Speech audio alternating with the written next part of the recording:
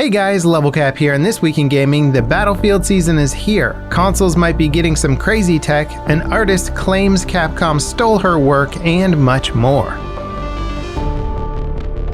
It's been a long 6 months of Battlefield leaks, rumors, and speculation, but there's finally a light at the end of the tunnel. The next Battlefield game will officially reveal next Wednesday. So far, the lead up to the reveal has given us a few key hints about what to expect.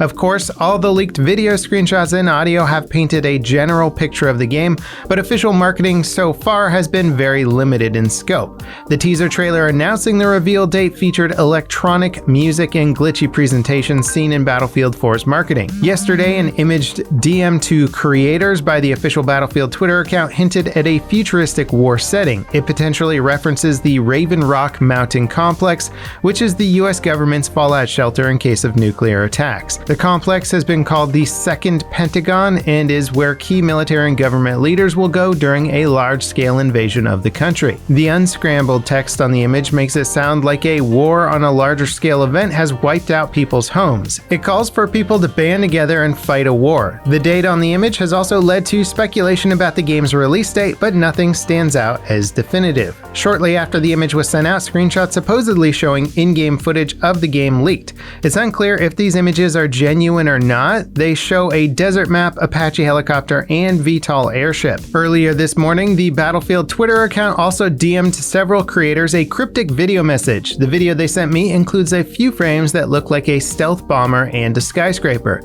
It contains a still image of what looks like some sort of attack helicopter. This might confirm the Apache helicopter from the leaked screenshots is actually genuine. Now, not all Battlefield news this week was specifically about the upcoming game. EA have appointed former Disney and Call of Duty Warzone general manager Byron Beatty to the Battlefield franchise. He's currently working to help release Battlefield 6 and Battlefield Mobile. He will play a bigger role in the development of future Battlefield games. The appointment could mean big things are in store for the franchise. Beatty has worked almost exclusively on big-budget live service games, but it's all but assumed that this year's Battlefield game will be a live service title of some sort, but Beatty could be spearheading a much bigger live service effort for the future titles.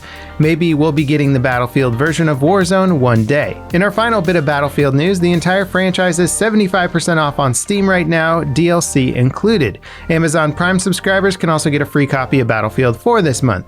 If you missed any of the previous Battlefield games, now is a great time to pick them up. Pretty much every title still has an active player base, especially Battlefield 4. Let us know what you think of all this Battlefield news in the comments. I'm very excited to see what DICE have been up to. Now that the official marketing campaign has kicked off, what are you expecting to see? Leave a comment with your thoughts below.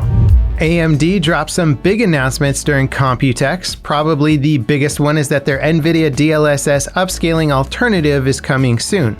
Fidelity FS Super Resolution, or FSR for short, will intelligently upscale compatible games to present something that looks close to a native resolution output while basically doubling the performance.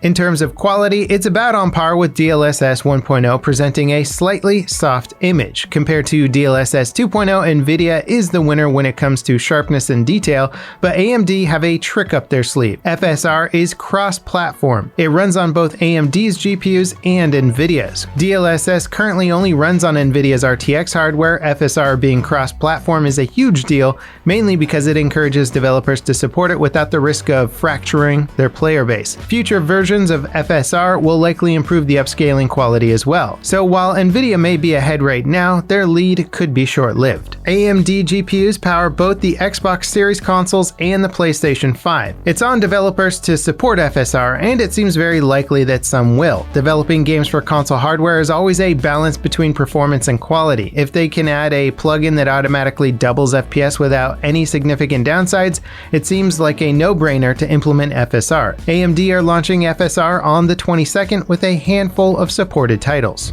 Bungie are working on sorting out Destiny 2's PC performance issues. Since its latest expansion dropped, the game has run worse than it did at launch. That's likely due in part to the developers increasing fidelity and complexity to in-game assets with the update. They recently launched an optimization patch that should claw back some of the lost performance, but expect more updates in the future as the developers continue to optimize the game. Warzone's developers are working on an important fix for the game. Enabling DLSS currently breaks weapon optics, causing them to be inaccurate. YouTuber JGod documented the issue in a recent video. The developers quickly announced the fix was in progress, but haven't announced any updates on the issue since then. For now, your best bet is to disable DLSS entirely. Ubisoft confirmed Far Cry 6 will offer a third-person gameplay mode. Last week's gameplay included a reveal cutscene rendered in third person, which would be a first for the franchise. The game will feature full character customization. It is great to see it being optional though, as I'm sure many fans of the franchise prefer its traditional first-person perspective. So it sounds like the choice to offer third person is a good idea. Modders are going buck wild with Half-Life Alyx. A new mod is now available that adds multiplayer to Valve's groundbreaking single-player VR title. You and a friend can play through the story together. You appear as floating robots to each other, but experience the game normally otherwise. It's a fun-looking experience. It'll be exciting to see how the community for Valve's games builds on this mod. The developers released it as an open-source project, so anyone can download it and modify it. Artist Judy A. Jurasek claims Capcom stole her photos for multiple Resident Evil and Devil May Cry games. Her photographs of real-world locations were used throughout Capcom's titles as texture and model assets. She says the game stole her images from a book that she published called Surfaces in 1996. It included a CD of images from the book that artists, architects, and designers could use as inspiration for their work. The photos are all copyrighted, so using them directly is a big problem. The examples that Judy provided as part of her court filing against Capcom clearly show Capcom directly using those images. Some of the assets even have the original file name from her book's CD. It's tough to say how the court will rule because copyright law is very complex, though it seems unlikely that they'll rule in Capcom's favor. PlayerUnknown's Battlegrounds has a new experimental mode called Racing Mode, and well, it's basically Mario Kart Battle Royale Edition. Players race across Miramar in a selection of vehicles. Each one includes a special weapon that you can use to blow up other players. The course is one way and has various checkpoints that you'll respawn at if you die. There's also boost and ammo crates that you can ram through for speed boost or to replenish your weapon's ammunition. Racing Mode will be available until the 14th. Before we get to our final story, thanks for tuning in. Be sure you subscribe to catch our complete trailer breakdown of the Battlefield reveal. We'll be launching it as soon as possible after the trailer goes live on Wednesday. Upcoming retro FPS Selaco will have a big announcement soon. The game is being developed using the GZ Doom engine, and so far it looks like a ton of fun. It's the latest in a new wave of retro FPS titles that utilize or emulate old game engines while offering modern gameplay mechanics and visuals.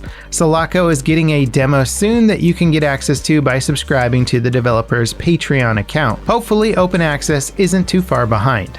And that wraps it up for This Week in Gaming. As always, guys, thank you so much for watching, and I'll see you next time. This is Level Cap, signing off.